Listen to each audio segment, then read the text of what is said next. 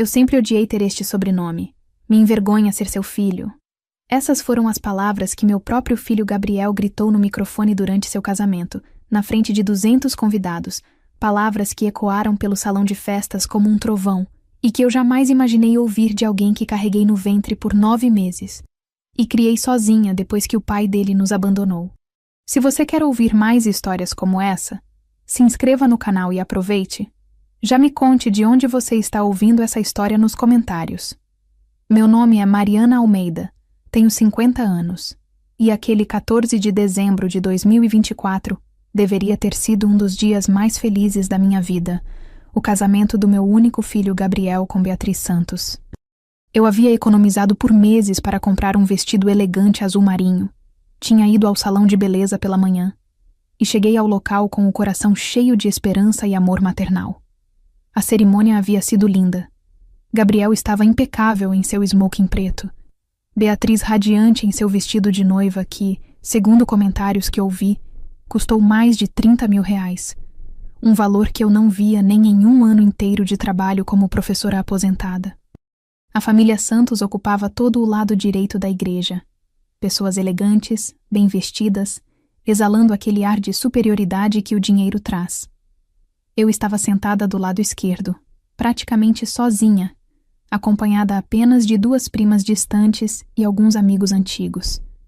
Meu ex-marido Carlos estava lá também, algumas fileiras atrás, evitando meu olhar como sempre fazia desde que nos divorciamos 15 anos atrás. Ele havia reconstruído sua vida, casado novamente, e mal mantinha contato com Gabriel. A festa estava acontecendo no Salão Império, um lugar sofisticado com lustres de cristal, mesas decoradas com flores importadas e um buffet que parecia ter saído de uma revista de luxo. Eu me sentia deslocada naquele ambiente, mas estava ali pelo meu filho para celebrar sua felicidade. Tudo estava transcorrendo normalmente até o momento dos discursos. Beatriz havia falado primeiro, agradecendo aos pais, aos padrinhos, declarando seu amor por Gabriel. Os convidados aplaudiram emocionados. Então chegou a vez do meu filho. Gabriel pegou o microfone com as mãos levemente trêmulas. Eu achei que era emoção, nervosismo natural de noivo. Ele começou agradecendo aos sogros, à família Santos, aos amigos.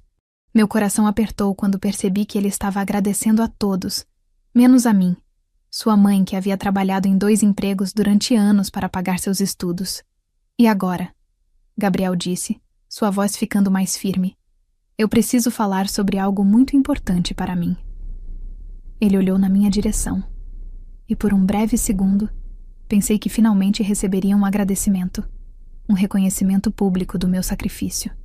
Muitos de vocês sabem que meu sobrenome é Almeida, ele continuou, e eu sorri, pensando que falaria sobre nossa família, sobre nossa história. Mas o que vocês não sabem é que eu sempre odiei esse sobrenome. O salão ficou em silêncio. Senti como se tivessem jogado água gelada sobre mim. Meu sorriso congelou no rosto enquanto tentava processar o que estava ouvindo. Almeida.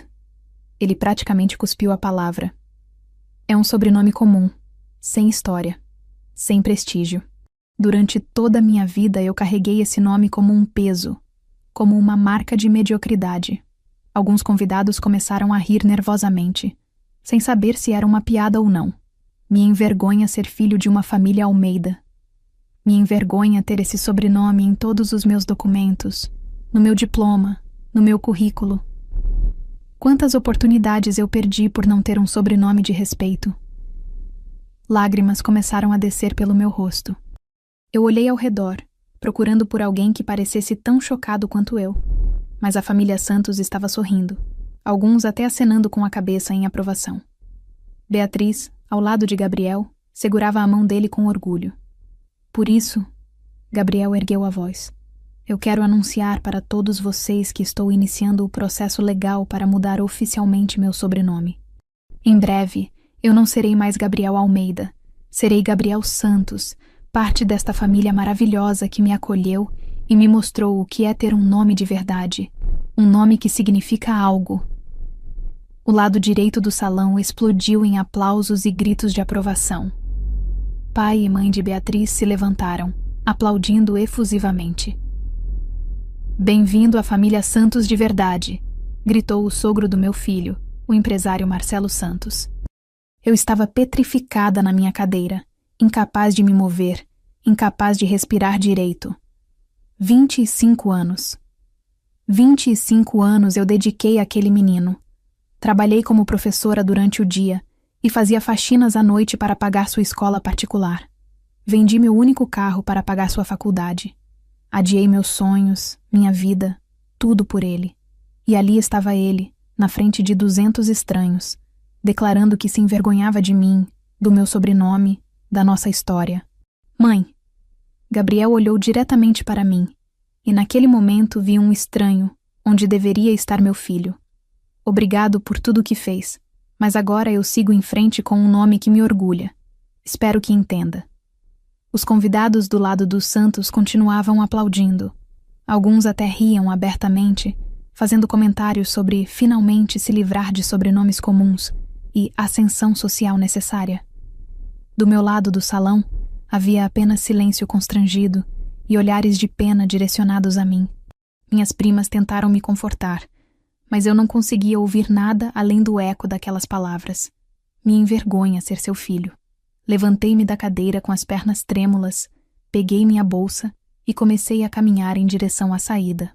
Cada passo parecia pesar toneladas.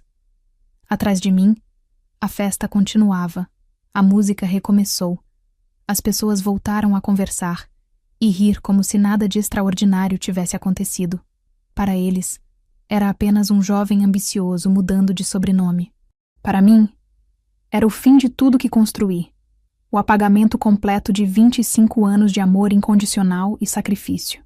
Saí do Salão Império naquela noite fria de dezembro, sem olhar para trás, sem saber que em apenas 3 dias, minha vida mudaria completamente, e meu filho descobriria o verdadeiro valor do sobrenome que acabara de rejeitar. O trajeto de volta para casa naquela noite foi um borrão de lágrimas e dor. Dirigi pelas ruas desertas de madrugada sem conseguir parar de chorar. As palavras do Gabriel ecoando na minha cabeça como uma maldição. Me envergonha ser seu filho. Como uma mãe se recupera de ouvir isso? Quando cheguei ao meu pequeno apartamento de 2 quartos no bairro Jardim das Flores, tirei aquele vestido azul marinho que havia comprado com tanto carinho e o joguei no fundo do armário. Nunca mais queria vê-lo. Sentei-me na beirada da cama, ainda de maquiagem borrada, e percebi que meu celular estava explodindo de notificações. Eram mensagens no grupo da família, compartilhamentos de vídeos, comentários. Com as mãos trêmulas, abri o WhatsApp e vi que alguém havia filmado o discurso do Gabriel e postado nas redes sociais. O vídeo já tinha centenas de visualizações e estava sendo compartilhado por conhecidos, parentes distantes, até ex-alunos meus. Que filho ingrato, comentou minha prima Teresa. Mariana não merecia isso. Ele sempre foi metido à besta desde que começou a namorar aquela menina rica, escreveu outra parente. Mas os comentários que mais doíam eram os de pessoas que eu nem conhecia bem. Coitada da mãe, que vergonha. Isso é o que dá criar filho mimado. Ela deve ter falhado como mãe para ele ter tanta raiva assim. Falhado como mãe. Essas palavras perfuraram meu coração como adagas.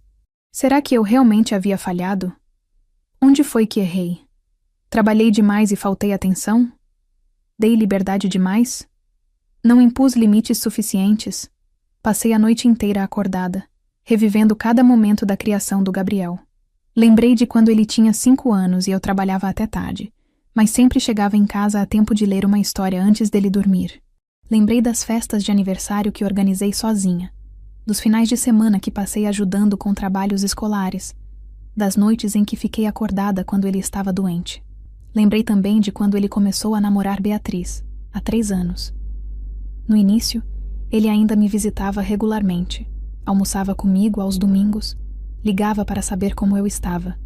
Mas aos poucos, as visitas foram espaçando. Primeiro vieram os comentários sutis. Mãe, a família da Beatriz tem uma casa incrível, você precisava ver.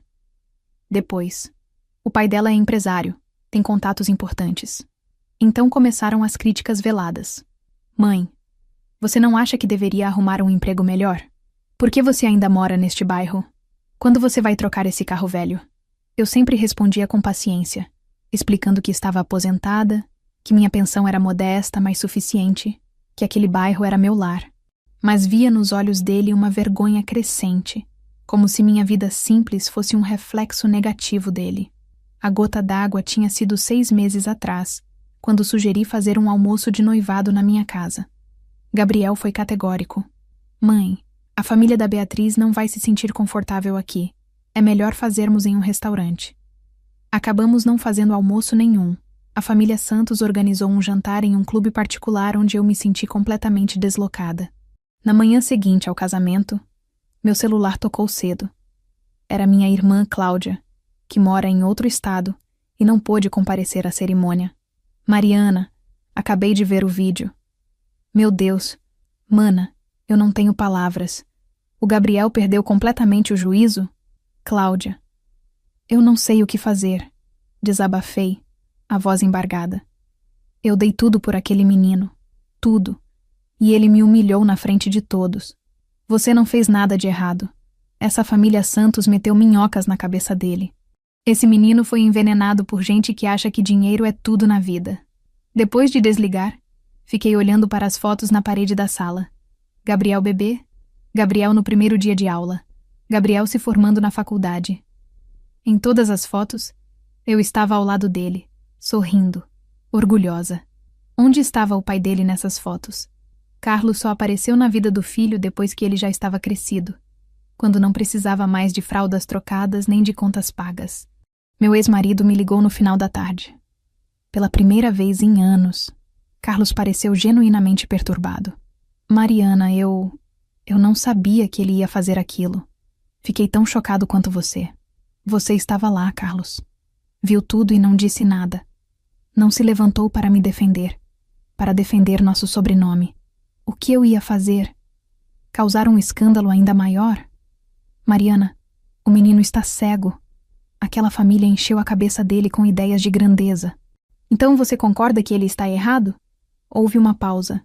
Eu acho que ele está confuso, apaixonado. As pessoas fazem loucuras quando estão apaixonadas. Não me venha com desculpas, Carlos. Nosso filho nos desrespeitou publicamente. Cuspiu no sobrenome da sua família também.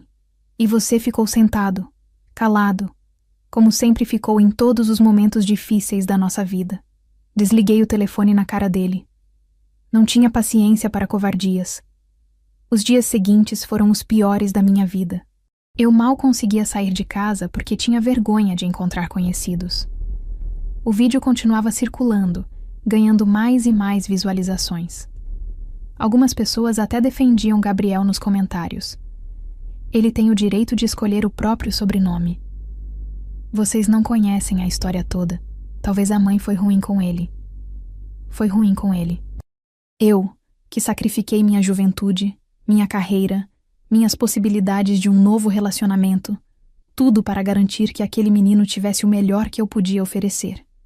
E agora estava sendo julgada nas redes sociais como se fosse uma vilã. Na escola onde lecionei por 28 anos, recebi mensagens de ex-colegas professoras manifestando apoio. Mas também captei olhares de pena na rua, sussurros quando passava pelo mercado do bairro. Aquela ali é a mãe do menino que rejeitou o sobrenome. Ouvi uma vez. Gabriel não me ligou. Nenhuma mensagem, nenhum pedido de desculpas. Nada. Silêncio absoluto, como se eu tivesse deixado de existir no momento em que ele anunciou sua nova identidade. Era como se, ao rejeitar meu sobrenome, ele tivesse me apagado completamente da vida dele. 3 dias se passaram assim, em completa solidão e dor.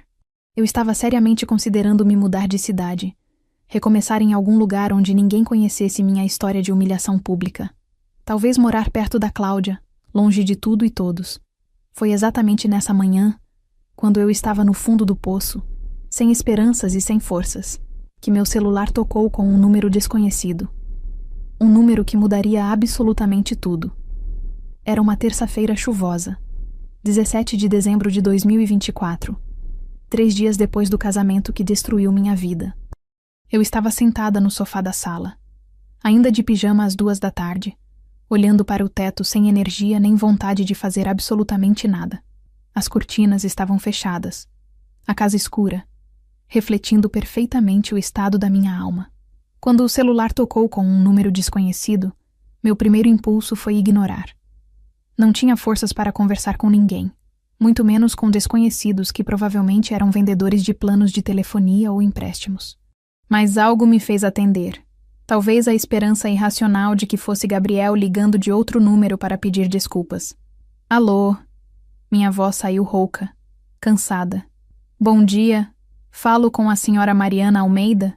A voz do outro lado era masculina, formal, carregando aquele tom profissional de quem está acostumado a tratar de assuntos sérios. Sim, sou eu. Quem fala? Meu nome é Dr. Augusto Rodrigues. Sou advogado do escritório Rodrigues em Associados aqui em São Paulo. A senhora tem alguns minutos para conversarmos sobre um assunto de extrema importância? Meu coração deu um pulo. Pensei imediatamente que poderia ser algo relacionado ao Gabriel. Talvez ele estivesse me processando por alguma razão absurda. Ou quem sabe a família Santos estava tomando medidas legais contra mim por alguma coisa que nem sabia ter feito. Doutor, se for sobre meu filho, eu... Não, senhora Mariana. Ele me interrompeu gentilmente. Não tem nada a ver com seu filho. É sobre sua tia, a doutora Helena Almeida. Tia Helena. O nome me atingiu como um choque elétrico. Fazia pelo menos 2 anos que não ouvia falar nela. Tia Helena era a irmã mais nova do meu pai, uma mulher brilhante que havia se formado em medicina ainda nos anos 1970, quando mulheres médicas eram raríssimas.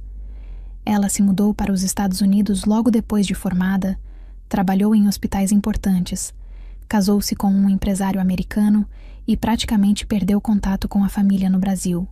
Tia Helena? Ela está bem? Houve uma pausa do outro lado da linha. Aquele tipo de silêncio que antecede más notícias. Sinto muito informá-la, senhora Mariana. Mas a doutora Ana Helena faleceu há 1 semana, no dia 10 de dezembro, em decorrência de um infarto agudo do miocárdio. Ela estava em Miami, onde residia. Senti as lágrimas brotarem novamente. Mesmo tendo pouco contato com tia Helena nos últimos anos, ela sempre foi uma figura importante na minha infância. Uma mulher forte, independente, que me inspirou a estudar e buscar minha própria independência financeira através da educação. Eu nem sabia que ela estava doente. Porque ninguém me avisou.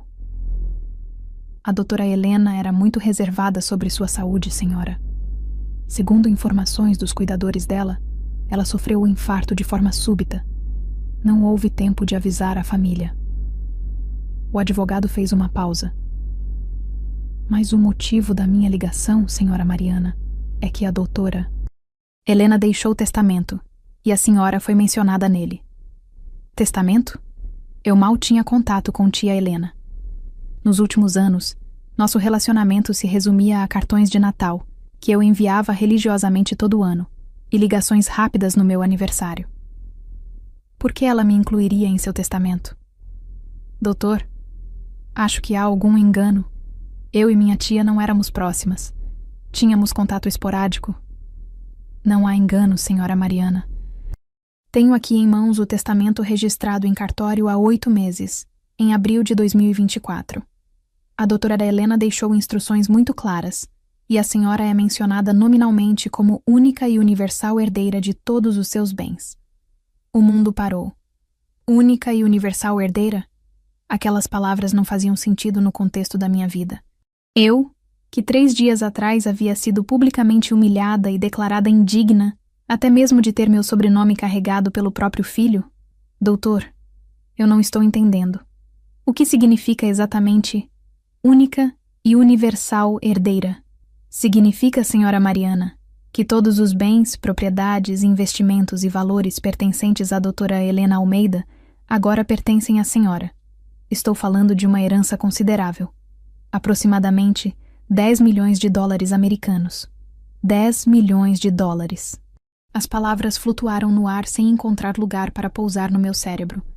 Repeti mentalmente: 10 milhões de dólares. Converti rapidamente na cotação que eu lembrava. Algo em torno de 50 milhões de reais. 50 milhões. Doutor, isso Isso não pode estar certo. Deve haver um erro. 10 milhões de dólares? Não há erro, senhora. A doutora... Helena acumulou patrimônio significativo ao longo de sua carreira médica nos Estados Unidos. Fez investimentos bem-sucedidos em ações de tecnologia nas décadas de 1990 e 2000, e seu esposo, falecido há 10 anos, também deixou herança considerável para ela. Além dos valores em conta, há também um apartamento em Miami avaliado em aproximadamente $1,5 milhão e outro aqui em São Paulo, no bairro Jardins. Eu estava tremendo. Literalmente tremendo, segurando o telefone com as 2 mãos para não deixá-lo cair. 3 dias atrás, meu filho havia me dito que nosso sobrenome não valia nada, que era marca de mediocridade, que ele se envergonhava de carregar o nome Almeida. E agora, eu descobria que o sobrenome Almeida vinha de uma mulher que construiu um império de 50 milhões de reais. Mas, doutor, por que ela deixou tudo para mim? Nós mal nos falávamos. A doutora Helena deixou uma carta à senhora Mariana. Com sua permissão, gostaria de ler um trecho. Ouvi o barulho de papel sendo manuseado. Ela escreveu: Deixo tudo para minha sobrinha Mariana porque, de toda a família Almeida, ela foi a única que manteve o contato comigo ao longo dos anos. Todo Natal, sem falta, eu recebia um cartão escrito à mão por ela, com palavras carinhosas e notícias da família. Todo aniversário, ela ligava para saber como eu estava, mesmo eu estando do outro lado do mundo. Mariana nunca pediu nada, nunca esperou nada de mim, mas me deu o que há de mais valioso, a certeza de que eu não estava esquecida, de que ainda pertencia a uma família. Ela merece esta herança não pelo sobrenome que carrega, mas pelo coração generoso que possui. As lágrimas desceram descontroladamente pelo meu rosto. Eu me lembrava daqueles cartões de Natal. Comprava sempre os mais bonitos que encontrava. Passava horas escrevendo mensagens carinhosas, perguntando sobre a saúde dela, contando sobre o Gabriel, sobre minha vida de professora. Nunca fiz aquilo esperando nada em troca. Fazia porque genuinamente me importava, porque tia Helena era família, e família não se esquece. Doutor, consegui falar entre soluços. O que eu preciso fazer agora? A senhora precisa vir a São Paulo para assinar documentos e iniciar o processo de inventário e transferência dos bens. Posso agendar uma reunião para amanhã no meu escritório? Quanto antes começarmos, mais rápido conseguiremos finalizar todo o processo legal. Sim, claro, eu vou. Me passa o endereço. Anotei o endereço com mãos trêmulas. Confirmei o horário para as 10 horas da manhã seguinte. E quando desliguei o telefone, fiquei sentada em silêncio absoluto por longos minutos, tentando processar o que acabara de acontecer. 3 dias atrás, Gabriel havia me dito que o sobrenome Almeida era uma vergonha. Agora, esse mesmo sobrenome acabara de me tornar milionária. Na manhã seguinte, peguei o primeiro ônibus para São Paulo.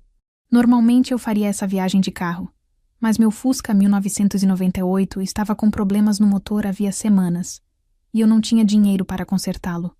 A ironia não passou despercebida. Estava indo assinar papéis de uma herança milionária viajando de ônibus intermunicipal. O escritório do Dr. Augusto Rodrigues ficava na Avenida Paulista, num daqueles prédios empresariais imponentes com portaria cheia de seguranças e elevadores espelhados.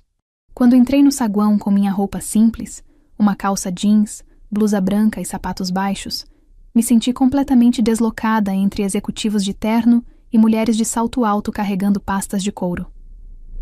Vim para a reunião com o Dr. Augusto Rodrigues, disse a recepcionista, uma moça jovem e elegante.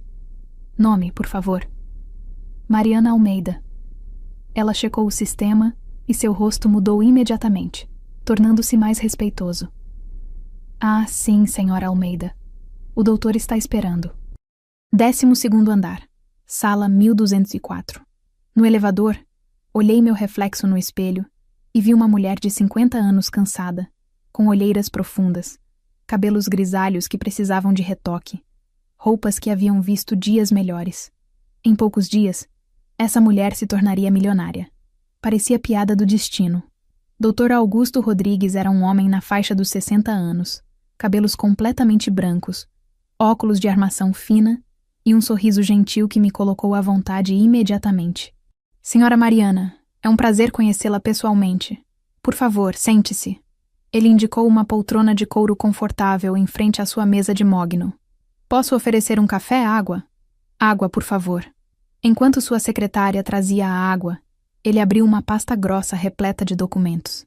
Vou ser direto, senhora Mariana, porque imagino que esteja ansiosa para entender completamente a situação. Sua tia, a doutora Helena Almeida, era uma mulher extraordinária. Ele começou a me mostrar documentos que pareciam páginas de outro mundo.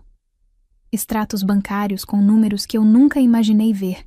Certificados de ações de empresas como Apple, Microsoft, Amazon, compradas décadas atrás quando ainda valiam pouco. Escrituras de imóveis, apólices de seguro, títulos de investimento. A doutora Helena se formou em medicina em 1976 pela Universidade de São Paulo, uma das poucas mulheres da turma dela. Dr. Augusto explicou, enquanto mostrava documentos antigos. Ela foi para os Estados Unidos fazer residência em cardiologia e acabou ficando por lá. Trabalhou no Mount Sinai Hospital em Nova York por 20 anos, onde se tornou chefe do departamento de cardiologia. Ele me mostrou fotos antigas que estavam no arquivo. Tia Helena jovem, de jaleco branco, séria e determinada. Tia Helena recebendo prêmios médicos. Tia Helena em jantares de gala ao lado do marido, um homem elegante de origem italiana. Seu marido, Giovanni Castellano, era dono de uma rede de restaurantes bem-sucedida na Flórida. Quando ele faleceu em 2014, deixou metade de seu patrimônio para a doutora Helena. A outra metade foi para instituições de caridade conforme testamento dele. Eles não tiveram filhos. Eu não sabia de nada disso, murmurei, olhando as fotos. Sabia que ela era médica, que morava nos Estados Unidos, mas não tinha ideia de que era tão bem-sucedida. A doutora Helena era extremamente discreta sobre suas conquistas, disse Dr. Augusto. Mas ela não apenas herdou fortuna do marido, ela construiu a própria fortuna através de investimentos inteligentes. Nos anos 1990, quando a internet estava começando, ela investiu em empresas de tecnologia que pareciam apostas arriscadas na época. Apple, Amazon, Google quando abriu capital. Essas ações se valorizaram milhares por cento ao longo das décadas. Ele me mostrou uma planilha impressionante. Ações que ela comprou por $1.000 nos anos 1990 agora valiam centenas de milhares. Sua tia tinha visão de futuro, senhora Mariana. Ela entendia que a tecnologia mudaria o mundo. Mas por que ela nunca contou nada disso para a família? Perguntei, ainda processando tudo aquilo. Segundo anotações pessoais que encontramos, ela teve experiências negativas no passado. Quando ficou viúva e a família no Brasil descobriu sobre a herança do marido, vários parentes distantes que nunca haviam se importado com ela de repente começaram a ligar, pedir dinheiro emprestado, solicitar ajuda para negócios. Isso a magoou profundamente. Ela se tornou muito reservada sobre suas finanças. Dr. Augusto então pegou uma carta amarelada pelo tempo, protegida em plástico. Mas você, senhora Mariana, foi diferente. Esta é a carta que mencionei ontem. Posso ler por completo? Acenei com a cabeça, com um nó na garganta. Ele começou a ler com voz pausada. Minha querida sobrinha Mariana sempre foi especial para mim. Quando eu era jovem e todos me julgavam por escolher carreira em vez de casamento, ela, ainda criança, me dizia que eu era sua heroína. Quando me mudei para os Estados Unidos e a família gradualmente foi esquecendo de mim, Mariana nunca esqueceu. Todo Natal, sem falta por mais de 30 anos, recebia um cartão dela. Não cartões genéricos. Cartões escolhidos com carinho, com mensagens escritas à mão, perguntando sobre minha saúde, meu trabalho, minha vida. Ela me mandava fotos do filho dela crescendo, me contava sobre a vida de professora, compartilhava alegrias e tristezas. Quando Giovanni faleceu, e eu estava destruída de solidão em Miami, foi Mariana quem ligou toda semana durante meses para me consolar, mesmo tendo seus próprios problemas. Ela nunca, jamais, em mais de 3 décadas, me pediu 1 centavo. Nunca insinuou necessidades financeiras. Apenas me deu amor, atenção e a certeza de que eu tinha família. Por isso, deixo tudo para ela. Mariana Almeida honra nosso sobrenome não com dinheiro, mas com caráter. Que ela use esta herança para ter a vida digna que sempre mereceu, mas nunca teve oportunidade de construir. Quando ele terminou, eu estava chorando abertamente. Lembrava-me de cada cartão que enviei, de cada ligação que fiz. Fazia aquilo simplesmente porque amava minha tia, porque admirava sua força, sua independência, sua coragem de viver a vida do jeito dela mesmo quando todos criticavam. O sobrenome Almeida, Dr. Augusto disse gentilmente, representa uma história de conquistas, senhora Mariana. Seu avô era ferroviário honesto que construiu uma família com dignidade. Sua tia foi pioneira na medicina quando mulheres mal eram aceitas em faculdades. E você, professora por vocação, educou gerações de crianças mesmo ganhando salários injustos. Este sobrenome vale mais do que qualquer fortuna. Vale por representar pessoas íntegras que construíram legados através do trabalho e do caráter. Naquele momento, sentada naquele escritório luxuoso, entendi completamente o que Gabriel havia jogado fora. Ele não rejeitou apenas um nome. Rejeitou uma história inteira de pessoas extraordinárias que transformaram o mundo à sua volta através de determinação e honestidade. E agora, essa história estava nas minhas mãos, junto com a responsabilidade de decidir o que fazer com ela. Passei os dias seguintes entre o escritório do Dr. Augusto, cartórios, bancos e reuniões com consultores financeiros. O processo de inventário levaria alguns meses para ser completamente finalizado, mas o advogado conseguiu liberar uma quantia inicial considerável para que eu pudesse começar a organizar minha vida. A primeira decisão que tomei, ainda no escritório dele naquela primeira reunião, foi crucial. Doutor, eu não quero que ninguém saiba sobre essa herança. É possível manter isso em sigilo? Dr. Augusto ajustou os óculos e assentiu. Perfeitamente possível, senhora Mariana. Questões de inventário são confidenciais. Ninguém terá acesso a essas informações a menos que a senhora decida compartilhar. Nem meu filho? Especialmente seu filho, se é isso que deseja. A herança é sua, e a senhora tem total direito à privacidade. Aquela decisão não foi tomada por vingança, mas por necessidade de clareza. Eu precisava entender quem realmente se importava comigo pelo que eu era, não pelo que eu tinha. Gabriel havia me rejeitado quando pensava que eu não valia nada. Precisava saber se ele voltaria por arrependimento genuíno ou por interesse financeiro quando descobrisse a verdade. Nos primeiros dias de janeiro de 2024, comecei minha transformação silenciosa. Não foi uma transformação vulgar, de ostentação e excessos. Foi uma transformação de dignidade recuperada. A primeira coisa que fiz foi alugar um apartamento melhor. Um lugar num bairro tranquilo e seguro, com 2 quartos, sacada ampla e uma vista bonita para um parque. Nada exageradamente luxuoso, mas um lar confortável onde eu pudesse finalmente respirar em paz. Mobiliei com bom gosto. Contratei uma decoradora que entendeu minha necessidade de um espaço acolhedor e elegante, sem ser ostensivo. Cuidei de mim mesma, algo que havia negligenciado por anos. Fui a um dermatologista particular. Tratei manchas de pele que me incomodavam havia décadas. Encontrei uma dentista excelente, que corrigiu problemas que eu vinha adiando por falta de dinheiro. Mudei o corte de cabelo, comecei a usar roupas de melhor qualidade. Não marcas de grife absurdamente caras, mas peças bem feitas que me faziam sentir valorizada. Mas a verdadeira transformação aconteceu quando comecei a investir em mim mesma intelectualmente. Sempre fui uma professora apaixonada, mas nunca tive recursos para continuar estudando. Agora tinha. Matriculei-me em cursos de administração e gestão de negócios numa universidade particular. Aos 50 anos, voltei a ser aluna, sentando em salas de aula ao lado de jovens que poderiam ser meus filhos. No começo foi intimidante, mas descobri que tinha muito a contribuir. Minha experiência de vida valia tanto quanto o conhecimento técnico deles. Professora Mariana, um dos colegas mais jovens me chamava assim, mesmo eu pedindo para me chamarem apenas de Mariana. A senhora tem uma visão que a gente não tem. A senhora viveu décadas, viu o mundo mudar. Isso vale muito. Comecei a investir parte do dinheiro em negócios éticos e sustentáveis. Com a ajuda de consultores especializados, comprei participações em empresas de educação, em startups de tecnologia voltadas para a acessibilidade, em projetos de agricultura familiar. Não era sobre multiplicar fortunas desenfreadamente. Era sobre fazer o dinheiro trabalhar para causas que eu acreditava. Mas o que mais me realizava era poder ajudar sem esperar reconhecimento.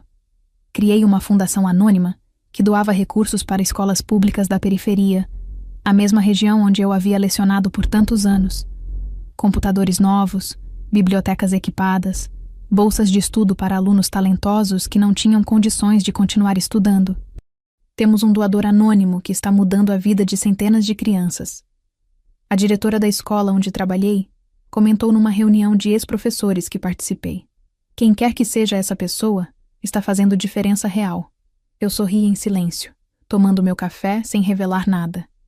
Também ajudei discretamente colegas professoras aposentadas que estavam passando dificuldades. Maria, que tinha artrite severa e não conseguia pagar fisioterapia, de repente recebeu uma carta dizendo que havia ganhado um sorteio de tratamento gratuito por 1 ano. Sorteio que nunca existiu, apenas minha maneira de ajudar sem constranger. Roberto, viúvo que cuidava da neta especial sozinho, foi selecionado para um programa de auxílio educacional que cobriria todas as terapias da menina. Durante esses meses, transformei-me numa mulher que eu não conhecia, mas que sempre esteve dentro de mim esperando a oportunidade de emergir. Não era mais a Mariana que aceitava migalhas de afeto, que se contentava com pouco, que tinha medo de ocupar espaço. Era uma Mariana segura, independente, que entendia seu valor. Em abril, 6 meses após o casamento desastroso, decidi investir na minha própria empresa educacional. Com minha experiência de décadas em sala de aula e os recursos agora disponíveis, criei um instituto de formação continuada para professores da rede pública, um espaço onde educadores pudessem atualizar conhecimentos, aprender novas metodologias, ter acesso a materiais de qualidade. Mariana, você está criando algo revolucionário, disse Helena, uma ex-colega que convidei para ser coordenadora pedagógica do instituto. Professores precisam disso há décadas. O instituto cresceu rapidamente. Em poucos meses, tínhamos parcerias com secretarias de educação, convênios com universidades, reconhecimento do Ministério da Educação. Meu nome começou a aparecer discretamente em matérias sobre inovação educacional, sempre como Educadora Mariana Almeida, fundadora do Instituto Almeida de Formação Docente. Foi proposital usar nosso sobrenome no instituto. Almeida não era vergonha. Era legado. Era tia Helena revolucionando a cardiologia. Era meu avô construindo ferrovias que conectaram o país. Era eu, agora, transformando a educação de professores que transformariam milhares de crianças. Mudei-me para um escritório profissional. Contratei uma equipe pequena, mas competente, incluindo Amanda, uma secretária eficiente de 28 anos que gerenciava minha agenda lotada com maestria. Dona Mariana, ela me disse certa vez, a senhora inspira todo mundo aqui. Voltar a estudar aos 50, criar uma empresa, fazer diferença real na educação é admirável. Durante todo esse tempo, Gabriel não entrou em contato. Nem uma mensagem, nem uma ligação. Através de conhecidos em comum, soube que ele havia se mudado para um apartamento alugado com Beatriz, que estava trabalhando numa empresa de marketing digital, que a vida de recém-casado seguia seu curso. Ele não fazia ideia de que a mãe que havia humilhado publicamente agora comandava uma empresa em crescimento, tinha patrimônio milionário e carregava o sobrenome que ele rejeitou com mais orgulho do que nunca. E eu estava bem com isso. Pela primeira vez em décadas, não precisava da validação de ninguém para saber meu valor. O sobrenome Almeida brilhava agora, não pelo dinheiro, mas pelo que eu estava construindo com ele. Enquanto minha vida florescia em silêncio, a de Gabriel desmoronava aos poucos. Eu não soube disso imediatamente. Mantive distância completa dele durante meses, focada em minha própria reconstrução. Mas as notícias chegaram até mim através de canais inesperados, como sempre acontece em famílias. Foi minha prima Teresa quem me ligou em junho de 2024, 6 meses após o casamento fatídico. Mariana, preciso te contar uma coisa sobre o Gabriel. Encontrei a Beatriz no shopping semana passada e... Bem, a situação deles não está boa. Meu coração apertou involuntariamente. Por mais que Gabriel tivesse me machucado profundamente, ele ainda era meu filho. A dor que ele me causou não apagava décadas de amor maternal. O que aconteceu? Perguntei, tentando soar neutra. Ele perdeu o emprego na empresa de marketing digital. Disseram que houve corte de pessoal, mas Beatriz comentou que ele estava tendo problemas com o chefe, e aparentemente a família Santos não é tão rica quanto parecem ser. Nos meses seguintes, através de conversas com conhecidos e parentes que mantinham contato periférico com Gabriel, fui montando o quebra-cabeça da vida dele. E o quadro não era bonito. A empresa de marketing onde ele trabalhava realmente fez cortes em abril. Gabriel, que estava lá há apenas 8 meses e era um dos funcionários mais recentes, foi um dos primeiros a ser dispensado. Sem experiência sólida e com um mercado competitivo, ele estava tendo dificuldades para encontrar novo emprego.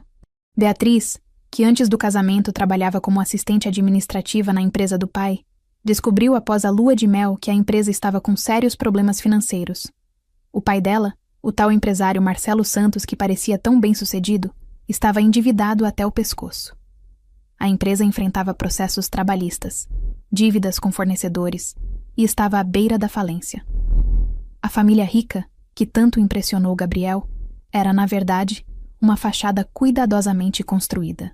Roupas de marca compradas parceladas, carro de luxo alugado, casa no condomínio fechado que estava prestes a ser retomada pelo banco. Tudo aparência, nada de substância real. Em julho, através da minha ex-cunhada que ainda mantinha contato com Carlos, soube que Gabriel e Beatriz haviam se mudado do apartamento temporário para um lugar ainda menor e mais barato. O apartamento elegante que alugaram inicialmente estava acima de suas possibilidades financeiras, agora que ambos enfrentavam dificuldades. Carlos comentou que o Gabriel ligou pedindo dinheiro emprestado. Minha ex-cunhada me contou com cautela, sabendo que o assunto era delicado. Disse que estão passando aperto, que as contas estão atrasadas. Carlos emprestou R$2.000, mas deixou claro que não pode ajudar mais do que isso. R$2.000. Uma quantia que para mim agora era insignificante, mas que para Gabriel representava a diferença entre pagar o aluguel ou não. Parte de mim quis correr e ajudar. O instinto maternal não desaparece com mágoa, mas a parte racional lembrou das palavras dele no casamento. Me envergonha ser seu filho. Em agosto, soube através de uma conhecida que trabalhava no mesmo prédio comercial que Beatriz, que o casamento deles estava em crise. Eles discutem no estacionamento, Mariana. Várias vezes já os vi brigando. Ela grita que ele é um fracassado, que não consegue nem manter um emprego. Ele grita de volta que a família dela é falsa, que o enganaram. O relacionamento que parecia tão perfeito, tão superior ao sobrenome vergonhoso, Almeida, estava se desfazendo sob pressão financeira. Sem a cola do dinheiro e do status social para mantê-los unidos, Gabriel e Beatriz estavam descobrindo que tinham pouco mais além de aparências. Em setembro, a situação piorou drasticamente. A empresa do sogro de Gabriel finalmente faliu, deixando uma trilha de funcionários demitidos sem receber rescisão, fornecedores não pagos e a família Santos enfrentando processos judiciais. A casa do condomínio foi retomada pelo banco, e os pais de Beatriz tiveram que se mudar para um apartamento popular. Toda aquela superioridade, aquele ar de realeza, desapareceu quando o dinheiro acabou. Teresa me contou após encontrar a mãe de Beatriz num supermercado. Ela estava comprando marcas baratas, reclamando de tudo. Nem cumprimentou direito quando me viu. Gabriel, que havia trocado o sobrenome Almeida pelo Santos esperando ascensão social, descobriu que havia trocado uma herança de integridade por uma fachada prestes a desmoronar. O sobrenome Santos, que tanto admirava agora, estava associado à falência, processos e dívidas por toda a cidade.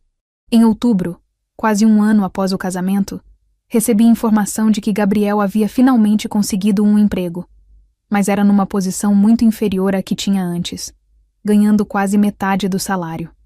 Ele estava trabalhando como assistente administrativo numa empresa pequena, fazendo serviços que antes delegava para outros. O menino está irreconhecível, comentou uma ex-colega professora que o viu por acaso na rua. magro, com olheiras, aquele ar de quem está carregando o mundo nas costas. Mal me cumprimentou quando chamei por ele. A vida que Gabriel imaginou ter ao rejeitar nossa família, vida de luxo, status, admiração social, havia se revelado uma ilusão cruel. E agora, ele estava pagando o preço da escolha que fez naquele palco de casamento, quando declarou publicamente sua vergonha do sobrenome que herdou. Enquanto isso, eu continuava construindo meu império silencioso. O Instituto Almeida estava crescendo, recebendo reconhecimento nacional, fazendo diferença real na vida de milhares de professores. Meu nome aparecia em artigos educacionais, em convites para palestras, em reuniões com secretários de educação. O sobrenome que meu filho rejeitou agora brilhava cada vez mais, não pelas aparências vazias que ele tanto valorizou, mas por conquistas reais, trabalho sério, legado verdadeiro. E ele não fazia ideia de nada disso. Para Gabriel, eu ainda era a mãe aposentada, de vida simples, morando em lugar modesto. Ele não sabia que a mulher que humilhou agora tinha mais recursos, mais reconhecimento e mais sucesso do que a família Santos jamais teve ou terá. A ironia do destino estava completa. Faltava apenas o momento em que essas duas realidades, a dele em queda livre, a minha em ascensão, finalmente se encontrassem. O primeiro contato de Gabriel comigo, após quase um ano de silêncio absoluto, chegou através de uma mensagem de texto no WhatsApp, numa manhã fria de novembro de 2024. Eu estava no escritório do Instituto, revisando propostas para um novo projeto de capacitação docente, quando meu celular vibrou. Mãe, preciso falar com você, é urgente. Olhei para aquela mensagem por longos minutos, sem saber o que sentir.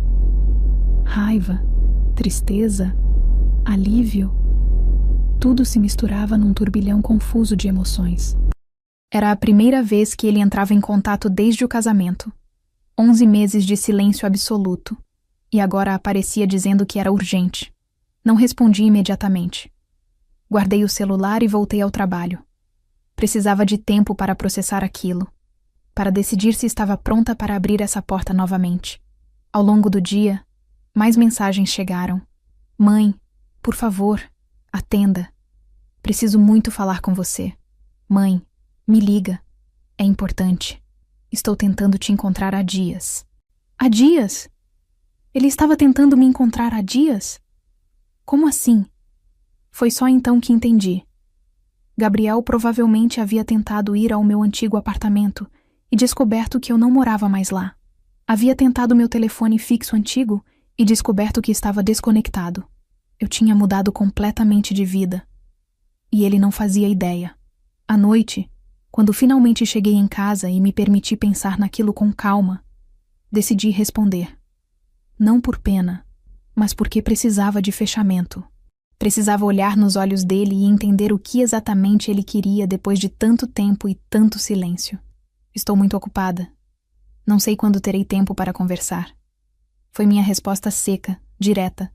O telefone tocou imediatamente. Gabriel ligando. Atendi no terceiro toque. Mãe, finalmente. Eu estava desesperado tentando te encontrar. Fui no seu apartamento e disseram que você se mudou.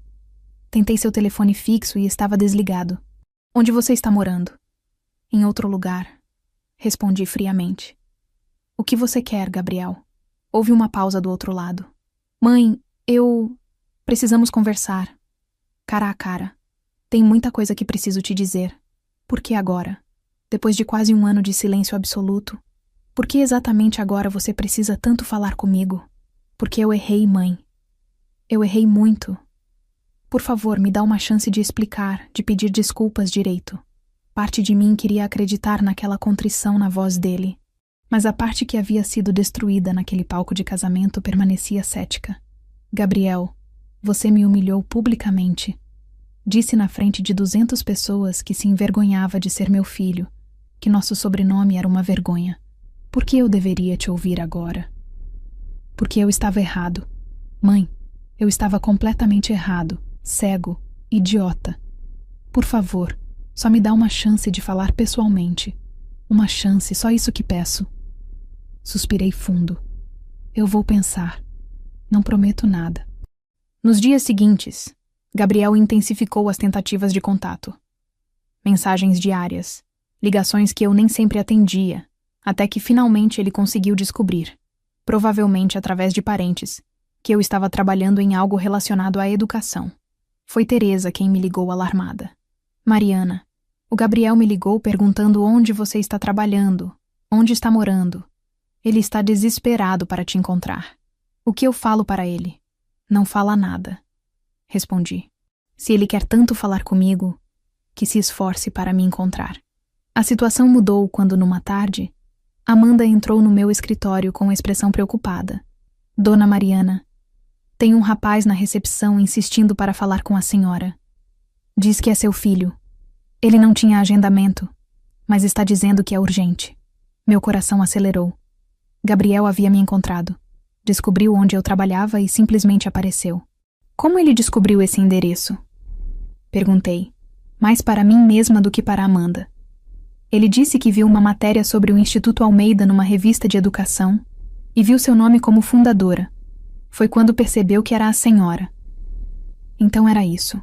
Uma matéria que saiu no mês anterior sobre práticas inovadoras em formação docente havia mencionado meu nome e o instituto. Gabriel, ao ler aquilo, deve ter ficado em choque ao descobrir que sua mãe, vergonhosa, agora comandava uma instituição educacional reconhecida nacionalmente. Ele está esperando há quanto tempo?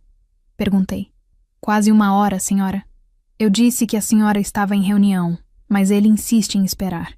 Olhei pela janela do meu escritório no 8º andar, vendo a cidade se estender abaixo. O prédio comercial onde ficava o instituto era moderno, com lobby elegante, segurança na portaria, sala de espera confortável. Tão diferente do lugar simples onde Gabriel me visitava antes. O que devo fazer, dona Mariana? Chamo segurança? Não. Decidi finalmente. Diga que vou atendê-lo, mas ele precisa agendar formalmente através da secretaria. Terá que esperar alguns dias. Amanda assentiu e saiu. Pela câmera de segurança do meu computador, uma tecnologia que instalamos para monitorar as áreas comuns do instituto, pude ver Gabriel na sala de espera. Ele estava magro, como haviam me relatado. Roupa amassada, cabelo despenteado, aquele ar de quem não dormia direito havia semanas. Vi Amanda conversar com ele. Vi a expressão de desapontamento no rosto dele quando ela explicou que eu não poderia atendê-lo imediatamente. Ele argumentou, gesticulou, mas Amanda foi firme e profissional. A doutora Mariana tem agenda lotada. Se o senhor deseja uma reunião, precisa agendar formalmente como qualquer outra pessoa. Doutora Mariana. Ele ouviu Amanda me chamar assim, e seu rosto mostrou uma mistura de choque e confusão. Finalmente, depois de quase 15 minutos insistindo, ele saiu do prédio cabisbaixo. Naquela noite, recebi mensagem dele. Mãe, o que aconteceu? Você tem uma empresa? Um instituto? Por que não me contou nada? Demorei horas para responder. Quando finalmente o fiz, fui direta. Você passou 1 ano sem falar comigo, Gabriel. Muita coisa mudou. Se quiser conversar, agenda através da minha secretária, como todos fazem. A resposta dele veio imediata. Mãe, sou seu filho, não um cliente qualquer. Filho que me humilhou publicamente e passou 11 meses sem dar notícias. Sim, nessa condição, você é como qualquer outra pessoa que quer meu tempo. Gabriel conseguiu agendar a reunião para a semana seguinte, numa quinta-feira de manhã. Amanda me informou que ele havia ligado 3 vezes, até conseguir marcar o horário.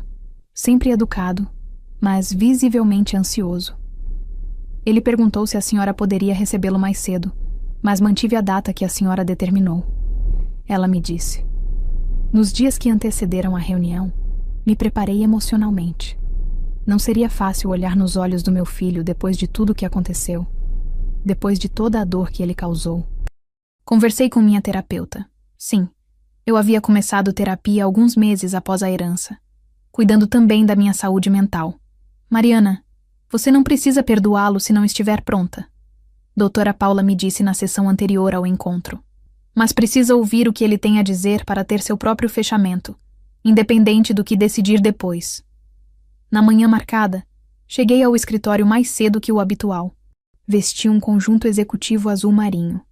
Ironia não intencional, a mesma cor do vestido que usei no casamento dele.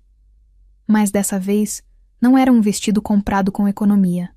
Era um conjunto elegante, bem cortado, que exalava profissionalismo e sucesso. Amanda me avisou quando Gabriel chegou, 15 minutos antes do horário marcado. Ele está muito nervoso, Dona Mariana. Não parou de andar de um lado para o outro na sala de espera. Deixe-o esperar até o horário marcado. Instruí, não por crueldade, mas por necessidade de estabelecer que as coisas haviam mudado. Eu não era mais a mãe que deixava tudo de lado quando ele precisava. Às 10 horas em ponto, Amanda o conduziu ao meu escritório. Quando a porta se abriu e Gabriel entrou, o choque em seu rosto foi visível e instantâneo. Ele estava diferente mesmo. Magro, olheiras profundas, roupa que já havia visto dias melhores. Mas o que mais me impressionou foi a expressão de completa incredulidade quando olhou ao redor do meu escritório. Era uma sala ampla, com mesa executiva de madeira de lei, estante repleta de livros sobre educação, diplomas e certificados nas paredes, vista panorâmica da cidade através de janelas amplas. Fotos emolduradas mostravam eu em eventos educacionais, recebendo prêmios, em reuniões com autoridades. Mãe, ele sussurrou, ainda parado na porta como se tivesse entrado no lugar errado. Isso é seu escritório? Sente-se, Gabriel. Indiquei a poltrona em frente à minha mesa, mantendo o tom profissional. Ele se sentou devagar, os olhos ainda percorrendo cada detalhe da sala, tentando processar a transformação que via. Mãe, eu não entendo. O que é tudo isso? Quando você... Vamos direto ao ponto. Cortei, entrelaçando as mãos sobre a mesa. Você pediu essa reunião dizendo que era urgente. Meu tempo é limitado. O que você quer? As palavras foram mais duras do que pretendia, mas eram necessárias. Gabriel pareceu encolher na cadeira. Mãe, primeiro eu preciso pedir desculpas. Pedir desculpas de verdade pelo que eu fiz no meu casamento. Eu disse coisas terríveis, imperdoáveis. Eu te humilhei. Rejeitei você. Rejeitei nosso sobrenome. Sua voz começou a tremer. E passei o último ano pagando por isso de todas as formas possíveis. Pagando como? Perguntei, mantendo a expressão neutra. Perdi meu emprego. A família da Beatriz. Eles não são o que pareciam ser. A empresa do sogro faliu. Eles perderam tudo. Meu casamento está desmoronando. Beatriz me culpa por tudo. Diz que eu sou um fracassado. Ele limpou as lágrimas que começavam a cair. E o pior de tudo é que ela está certa. Eu sou um fracassado. Joguei fora a única pessoa que realmente sempre me amou por causa de ilusões, por causa de orgulho estúpido. Observei meu filho se desmoronar na minha frente e senti uma dor no peito. Mas era uma dor diferente agora. Não era mais a dor de me sentir rejeitada, mas a dor de ver alguém que amei enfrentar as consequências das próprias escolhas. E agora você veio até aqui porque... Deixei a pergunta no ar. Porque preciso da minha mãe. Ele disse entre soluços. Porque finalmente entendi o que joguei fora. Mas mãe... Ele olhou ao redor novamente. O que aconteceu? Como você tem tudo isso? Esse instituto, esse escritório, você sendo chamada de doutora? A vida aconteceu, Gabriel. Muita coisa mudou depois que você decidiu que se envergonhava de mim. Mãe, eu nunca deveria ter dito aquilo. Eu estava cego, envenenado pela família Santos, achando que status social era tudo. Fui um idiota completo. Levantei-me e caminhei até a janela, olhando a cidade lá embaixo. Você me humilhou na frente de 200 pessoas. Disse que nosso sobrenome era uma vergonha, que se envergonhava de ser meu filho. Aquilo me destruiu, Gabriel. Me fez questionar tudo. Minha vida inteira dedicada a você. Cada sacrifício que fiz. Eu sei, mãe. Eu sei e me odeio por isso todos os dias. Virei-me para encará-lo. Sabe o que é engraçado? 3 dias depois daquele casamento, recebi uma ligação. Era um advogado me informando que minha tia Helena havia falecido e me deixado uma herança. Vi a confusão no rosto dele. Tia Helena? A médica que morava nos Estados Unidos? Essa mesma. Ela me deixou tudo que tinha. E sabe quanto era, Gabriel? 10 milhões de dólares. O queixo dele literalmente caiu. O quê? 10 milhões de dólares. 10 milhões de dólares. Um apartamento em Miami, outro em São Paulo, ações que valem fortunas. Tudo isso veio do sobrenome Almeida que você rejeitou. Tia Helena construiu um império com esse sobrenome. Ela revolucionou a cardiologia, investiu de forma brilhante, deixou um legado impressionante. Gabriel estava pálido, sem conseguir articular palavras. Então eu descobri, continuei, minha voz ficando mais firme, que o sobrenome Almeida não era uma vergonha. Era uma herança de pessoas extraordinárias que transformaram o mundo através de trabalho, integridade e inteligência. E decidi honrar esse sobrenome criando algo significativo. Apontei para as fotos nas paredes. Este instituto já capacitou mais de 2.000 professores. Temos parcerias com secretarias de educação de 6 estados. Recebemos prêmio do Ministério da Educação por inovação pedagógica. E tudo isso foi construído com o sobrenome que você disse não ter valor. Gabriel estava chorando abertamente agora. Mãe, eu não sabia. Eu não fazia ideia. Não sabia porque passou um ano inteiro sem falar comigo. Um ano inteiro, Gabriel. Enquanto você me ignorava completamente, eu estava aqui construindo um império educacional, honrando o sobrenome que você cuspiu. Mãe, me perdoa. Por favor, me perdoa. Olhei para aquele homem destruído na minha frente. Meu filho, que um dia carreguei no colo, que criei com todo o meu amor. E percebi que tinha uma escolha a fazer. Sentei-me novamente na minha cadeira executiva, mantendo a postura ereta, profissional, mesmo com o coração apertado ao ver meu filho completamente destruído na minha frente. Precisava que ele entendesse a magnitude do que havia rejeitado. Não o dinheiro, mas a história, o legado, os valores. Gabriel, preciso que você entenda algo muito importante. Comecei, minha voz firme, mas não cruel. Quando você declarou publicamente que se envergonhava do sobrenome Almeida, você não estava apenas me rejeitando. Estava rejeitando gerações de pessoas extraordinárias que construíram coisas significativas com integridade e trabalho. Ele me olhou com os olhos vermelhos, esperando que eu continuasse. Deixa eu te contar uma história que você nunca quis saber. Peguei uma pasta antiga que guardava na gaveta. Seu bisavô, meu avô, José Almeida, era ferroviário.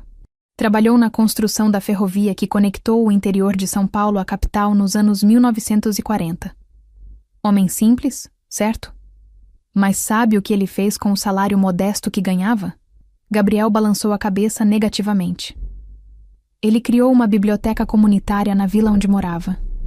Comprava livros usados, reformava e emprestava gratuitamente para as famílias pobres da região. Ensinou dezenas de adultos analfabetos a ler nas noites de sábado. Esse homem comum transformou uma comunidade inteira através da educação. E fez isso sem buscar reconhecimento, sem esperar nada em troca. Mostrei a ele fotos antigas em preto e branco. Meu avô diante de uma casa simples, cercado de crianças com livros nas mãos. Este é o legado Almeida que você rejeitou. Continuei, folheando documentos antigos. Sua bisavó, Dona Amélia Almeida, era parteira. Trouxe ao mundo mais de 300 crianças na região rural onde vivia. Muitas mulheres pobres que não tinham acesso a hospitais devem a vida e a vida de seus filhos a ela. Ela nunca cobrou de quem não podia pagar. Às vezes recebia em ovos, legumes ou apenas gratidão. Gabriel estava ouvindo em silêncio, as lágrimas continuando a descer. Meu pai, seu avô, Roberto Almeida, era professor de matemática em escola pública. Trabalhou 40 anos educando crianças da periferia. Usava o próprio salário para comprar material escolar para alunos carentes. Pelo menos 5 dos seus ex-alunos se tornaram engenheiros, médicos, professores. Tudo porque ele acreditou neles quando ninguém mais acreditava. Peguei outra foto. Meu pai em sala de aula, escrevendo no quadro negro, crianças atentas ao redor. Esse homem te levava no colo quando criança, te ensinava matemática pacientemente. Ele faleceu quando você tinha 12 anos. Lembra dele? Lembro. Gabriel sussurrou, a voz embargada. E então tem minha tia Helena. Abri outra pasta com recortes de jornal, alguns em inglês. Doutora Helena Almeida, formada em 1976 quando mulheres médicas eram raríssimas. Especialista em cardiologia, chefe de departamento do Mount Sinai Hospital em Nova York. Publicou dezenas de artigos científicos que salvaram inúmeras vidas. Desenvolveu protocolos de tratamento que ainda são usados hoje. Mostrei a ele fotos de tia Helena em congressos médicos, recebendo prêmios, ao lado de outros médicos renomados. Ela poderia ter esquecido de onde veio, poderia ter mudado o sobrenome para algo mais americano, como muitos imigrantes fazem. Mas não. Ela manteve orgulhosamente o sobrenome Almeida e fez questão de que ele estivesse em cada publicação científica, em cada prêmio, em cada conquista. Gabriel olhava os documentos com expressão de profunda vergonha e arrependimento. Sabe por que ela me deixou a herança? Perguntei, pegando a carta que Dr. Augusto havia me dado. Porque todo Natal, durante 30 anos, eu mandava um cartão para ela. Não porque esperava algo em troca, mas porque ela era família. E família não esquece suas raízes. Ela escreveu que eu honrava o sobrenome Almeida, não com dinheiro ou status, mas com caráter. Fiz uma pausa, deixando as palavras penetrarem. E eu, Gabriel, eu que você disse ser uma vergonha. Trabalhei como professora por 28 anos. Eduquei centenas de crianças. Fiz faxina à noite para pagar sua escola particular. Vendi meu único carro para pagar sua faculdade. Abri mão de refazer minha vida amorosa para estar sempre disponível para você. Mãe, ele tentou falar, mas eu ergui a mão. Deixa eu terminar. Quando recebi essa herança, poderia ter usado o dinheiro para viver em luxo, viajar pelo mundo, me aposentar em conforto. Mas escolhi criar este instituto. Escolhi usar os recursos para formar professores, para melhorar a educação pública, para dar às próximas gerações o que tive o privilégio de dar aos meus alunos. Apontei para os certificados nas paredes.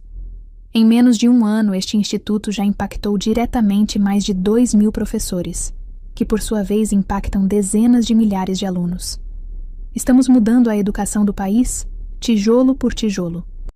E fazemos isso sob o nome Instituto Almeida, para que todo mundo saiba que este sobrenome representa excelência, dedicação e transformação social. Gabriel estava soluçando agora, a cabeça entre as mãos. Então, quando você disse naquele palco que o sobrenome Almeida era uma vergonha, que não tinha valor, que não significava nada, minha voz ficou mais forte. Você não estava apenas me insultando. Estava cuspindo em gerações de pessoas que construíram legados reais com integridade, compaixão e trabalho duro. Levantei-me e caminhei até a janela novamente, precisando de um momento para controlar minhas próprias emoções. Você trocou esse legado pelo sobrenome Santos. E o que descobriu? Uma família de fachadas, de aparências, de dívidas escondidas. Uma família onde o dinheiro era tudo e os valores eram nada. Virei-me para encará-lo. A diferença entre os Almeida e os Santos, Gabriel, é que nós construímos fortunas através de décadas de trabalho honesto, enquanto eles tentaram simular fortuna através de aparências vazias. Nós valorizamos educação, caráter, contribuição para a sociedade. Eles valorizavam marcas de roupa, carros de luxo e a opinião de estranhos. Eu sei, mãe. Eu sei de tudo isso agora. Gabriel disse entre soluços. Eu fui um idiota cego que trocou ouro por vidro, que rejeitou uma herança verdadeira por uma ilusão. E agora você volta, disse suavemente, não porque descobriu que eu tinha valores e história, mas porque descobriu que eu também tinha dinheiro.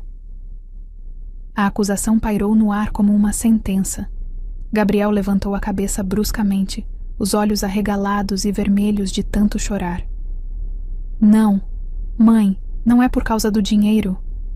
Ele se levantou da cadeira desesperado. Eu juro por tudo que é sagrado, não é pelo dinheiro. Eu nem sabia de nada disso quando comecei a te procurar. Eu só queria minha mãe de volta. E por que agora, Gabriel? Cruzei os braços, mantendo distância física e emocional. Por que exatamente agora, depois de 11 meses de silêncio absoluto, você quis sua mãe de volta? Ele passou as mãos pelo rosto, respirando fundo, tentando se controlar. Porque tudo desmoronou, mãe. Meu casamento está destruído. Beatriz me trata como lixo. Diz todos os dias que eu sou um fracassado. A família dela, que eu achava tão maravilhosa, tão superior, me vira as costas agora que não tem mais dinheiro para ostentar. Fez uma pausa, a voz tremendo. Mas não foi só isso. Teve um dia, uns 2 meses atrás. Eu estava no ponto de ônibus voltando do trabalho. Sim, eu volto de ônibus agora porque não tenho carro. E vi uma mãe com um filho pequeno. Ela estava ensinando ele a ler uma placa. Com paciência, carinho, orgulho nos olhos. E naquele momento eu lembrei de você. Lágrimas voltaram a descer pelo seu rosto. Lembrei de todas as vezes que você sentou comigo para me ensinar matemática, para revisar trabalhos escolares. Lembrei de como você sempre teve orgulho das minhas pequenas conquistas. Uma nota boa, um desenho, uma redação. Você sempre esteve lá, sempre me apoiou, sempre acreditou em mim. Ele se aproximou alguns passos, mas respeitou minha distância. E eu te paguei com a pior traição que um filho pode fazer. Eu disse, na frente de centenas de pessoas, que me envergonhava de você. Como eu pude fazer isso com a única pessoa que realmente sempre me amou incondicionalmente? Você fez porque a família Santos te convenceu de que status social valia mais que caráter. Respondi, minha voz mais suave, mas ainda firme. Porque Beatriz e os pais dela te encheram a cabeça com ideias de que você merecia mais, que merecia um sobrenome melhor. Eu sei. E eu fui fraco o suficiente para acreditar neles. Fui covarde o suficiente para te trair por aprovação de pessoas que, no final das contas, não valiam nada. Gabriel voltou a sentar, as mãos tremendo. Mãe, meu casamento acabou. Beatriz está pedindo divórcio. Ela conheceu outro cara, alguém com mais dinheiro, mais potencial, como ela diz. E sabe o que é engraçado? Eu não me importo. Eu não sinto nada. Porque percebi que nunca amei ela de verdade. Eu amava a ilusão do que ela representava. E o que ela representava? Perguntei, querendo ouvir dele mesmo. Status, aprovação social, a sensação de que eu era melhor que minha origem. Tudo superficial, tudo vazio. Ele me olhou nos olhos. Eu joguei fora tudo que importava por coisas que não significavam nada. Sentei-me novamente, pegando um copo de água da mesa. O silêncio se estendeu por longos momentos enquanto ambos processávamos aquela conversa dolorosa.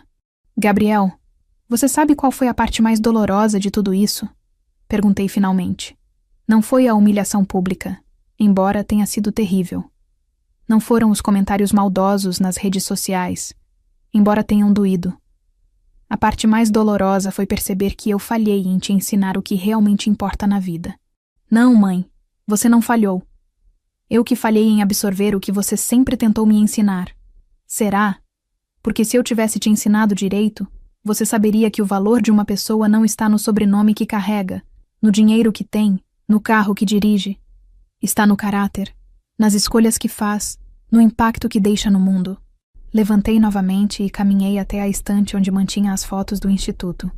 Professores em capacitação, formandos recebendo certificados, crianças em salas de aula renovadas. Vê isso aqui? Cada uma dessas fotos representa vidas sendo transformadas, não por dinheiro, mas por educação, oportunidade, esperança. Virei-me para ele. Esse é o verdadeiro legado Almeida. Não os milhões que tia Helena deixou. Esses são apenas ferramentas.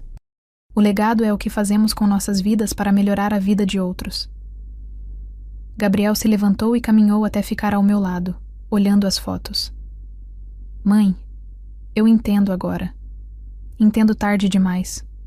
Mas entendo. E sei que não mereço o seu perdão. Sei que não tenho direito de pedir uma segunda chance depois do que fiz. Você tem razão. Concordei, minha voz neutra. Não merece. Ele engoliu seco, acenando com a cabeça. Eu sei. Eu só precisava que você soubesse que eu me arrependo. Que eu pagaria qualquer preço para voltar no tempo e impedir aquele Gabriel idiota de pegar aquele microfone.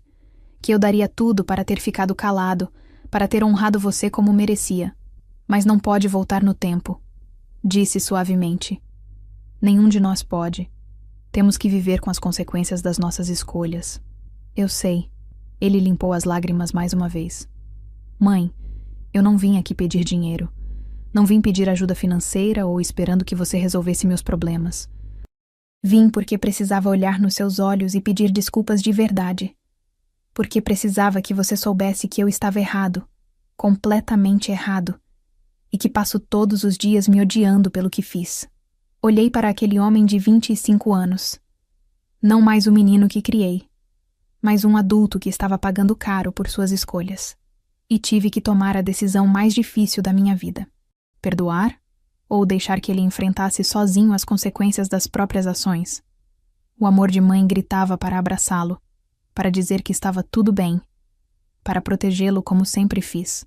Mas a mulher que me tornei, a mulher forte que construiu um império do zero, que honrou seu sobrenome com dignidade, sabia que perdão fácil não ensinaria nada. Gabriel, comecei lentamente. Eu preciso de tempo. Preciso pensar sobre tudo isso, sobre o que farei, sobre se consigo ou não te perdoar. Eu entendo, mãe. Leva o tempo que precisar. Vou esperar. 3 semanas se passaram desde aquela reunião no meu escritório. Foram 3 semanas de profunda reflexão, de conversas longas com minha terapeuta, de noites acordada pesando cada aspecto daquela situação impossível. Mãe versus mulher ferida. Amor incondicional versus dignidade e respeito próprio. Gabriel respeitou meu pedido de tempo. Não me ligou, não apareceu no instituto, não mandou mensagens desesperadas. Apenas enviou um único texto 1 semana após nosso encontro. Mãe, estou esperando. Seja qual for sua decisão, vou respeitar. Te amo. Aquelas últimas 2 palavras me fizeram chorar. Eram as primeiras que eu ouvia dele em mais de 1 ano. Durante essas semanas, conversei também com pessoas próximas. Minha terapeuta me lembrou que perdão não significa esquecer ou aceitar comportamento abusivo. Significa liberar o peso do ressentimento para poder seguir em frente. Minha irmã Cláudia, por telefone, disse: Mariana, ele é seu filho. Filhos erram, às vezes erram feio. Mas você não criou ele para ser aquele homem no palco. Você criou ele para ser melhor. Talvez ele só precise da chance de provar isso. Teresa, minha prima, foi mais dura. Se você perdoar fácil, ele não vai aprender nada. Perdoe se quiser, mas com condições. Faça ele conquistar de volta o que jogou fora. Foi esse último conselho que mais ressoou comigo. Perdão com condições. Segunda chance com limites claros. Não como prêmio imerecido, mas como oportunidade de redenção através de ações, não apenas palavras. Marquei uma nova reunião com Gabriel para uma manhã de dezembro, quase 1 ano exato após aquele casamento desastroso. Amanda o conduziu ao meu escritório, e dessa vez ele estava diferente. Ainda magro, mas com roupa mais arrumada, cabelo cortado, postura menos derrotada. Havia algo de determinação nele que não vi no encontro anterior. Sente-se, Gabriel. Indiquei a mesma poltrona. Ele sentou, as mãos entrelaçadas, esperando. Não havia lágrimas dessa vez. Apenas seriedade, maturidade que não existia antes. Passei 3 semanas pensando sobre nossa conversa. Comecei, mantendo o tom profissional, mas não frio. Pensei sobre o que você fez, sobre o pedido de desculpas, sobre onde vamos a partir daqui. Eu entendo se você decidiu que não quer mais contato comigo, mãe. Eu entendo e vou respeitar. Deixa eu terminar. Respirei fundo. Decidi que vou te dar uma segunda chance. Mas não será uma segunda chance fácil, e não será sem condições. Vi algo acender nos olhos dele. Esperança misturada com apreensão. Primeiro, levantei um dedo. Você vai trabalhar. Não vou te dar dinheiro, não vou pagar suas contas, não vou resolver seus problemas, mas vou te oferecer um emprego aqui no instituto. Gabriel piscou surpreso. Um emprego? Sim, como assistente administrativo. Salário inicial, nada de privilégios por ser meu filho. Você vai começar de baixo, igual a qualquer funcionário novo. Vai arquivar documentos, fazer cópias, atender telefone, organizar agendas. Trabalho honesto, simples, necessário. Ele assentiu devagar. Eu aceito. Ainda não terminei. Segundo, levantei outro dedo. Você vai voltar a estudar. Não importa o quê. Pode ser um curso técnico, uma pós-graduação, qualquer coisa que agregue conhecimento real. Vou pagar seus estudos, mas você terá que manter notas boas e frequência perfeita. Se falhar, o apoio acaba. Eu vou estudar. Prometo. Terceiro, minha voz ficou mais firme. Você vai fazer terapia.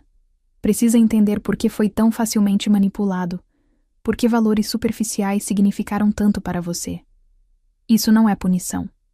É para garantir que você realmente mude, que entenda suas falhas e cresça a partir delas. Já comecei, mãe. Ele me surpreendeu. Comecei terapia há 2 semanas. Percebi que precisava entender o que houve de errado comigo para fazer aquilo com você. Senti orgulho. Pequeno, cauteloso, mas orgulho. Ótimo. Quarto, continuei. Você vai se envolver em trabalho voluntário. Quero que você vá a escolas públicas da periferia e ajude crianças com dever de casa. Quero que você veja de onde viemos, entenda o valor da educação que teve. Aprenda a humildade de verdade. Posso começar já na próxima semana. E quinto, fiz uma pausa. Este era o mais importante. Você vai reconquistar o sobrenome Almeida. Não legalmente.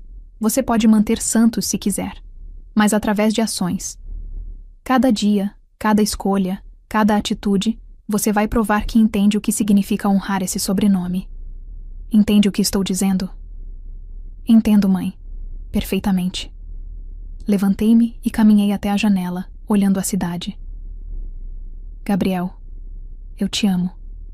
Nunca deixei de te amar, mesmo quando você me machucou da pior forma possível. Mas amor de mãe não significa aceitar desrespeito.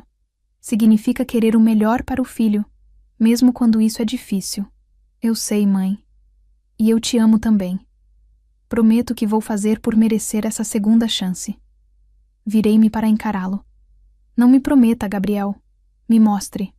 Palavras são fáceis. Ação é o que conta. Durante o próximo ano você vai trabalhar duro, estudar, fazer terapia, ajudar outras pessoas.